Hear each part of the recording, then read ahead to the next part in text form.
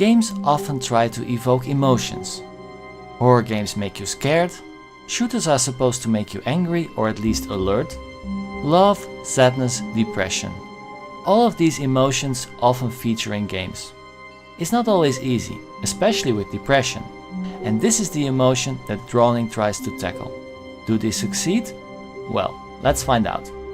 Drowning is a simple game. The only thing you do is walk. Walk one path that rarely branches out. Sometimes the path splits when there's a tree trunk in the middle, but they always come together a few meters later. On this path you'll find a story. This story is told by a text that is displayed every few meters or so. No voice, just text. The story describes in detail how a young boy feels his depression. How he, even when he was just 8, gets a feeling of worthlessness. Every level symbolizes a year in the life of this kid. He describes the negative feelings as another boy, a kid that tries to take this protagonist down, to convince him that he's not worth anything and that he can better end his life. When I was reading this, my first reaction would be, why take this path? Why don't you just take a hike, stray from the path and avoid these awful thoughts? Well, you can't. You have to follow the path. The surroundings are just for show. And how do these surroundings look like? Well, the path goes through different settings. Through fields, hills, forests, and also some unconventional settings that I won't spoil. These settings are not the detailed graphics like in most walking simulators. They're so-called low poly.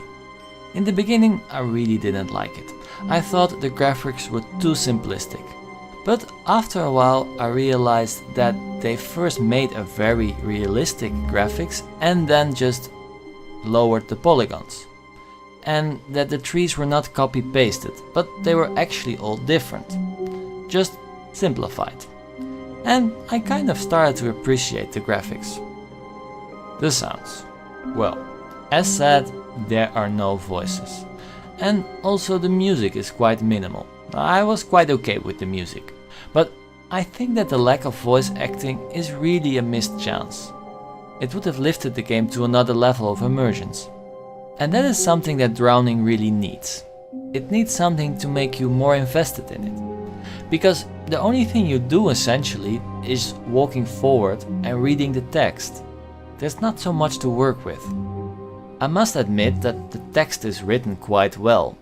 And I was invested enough to go forward, but I can imagine that not everyone would be that way. And also for me, at some point, boredom started to kick in. But around that time, the game just ended. Drowning is a really short game. I think it was just 30 minutes. You can replay it a few times, but you can finish the whole thing within 1.5 hours. Usually this will be a bad thing, but in this case it's kind of enough. And yeah, maybe you can imagine that there isn't much more to say about this game. It's just too limited. And if I will describe more, I come into spoiler territory and I don't want that. What I can say is, yes, this is a walking simulator. Well, yeah, it's the only thing you do, walking and reading.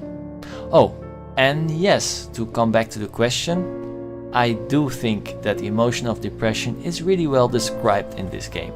Well communicated. It was quite impressive actually. So, what did I think in the end? What is my conclusion?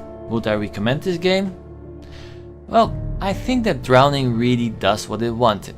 Telling a clear story and transmit the emotion of depression. Nevertheless, I would not recommend Drowning. It is just too limited, too short, and the lack of voice acting made it I think you can safely skip this game. It is unique, but in the end it is not worth it. So, this was the review of the walking simulator Drowning.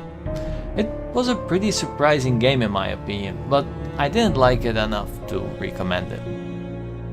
Well, what do you think? Would you play it? And if you play it, did you like it? Let me know in the comments, like and subscribe if you liked the review, and I hope to see you next time. Bye bye!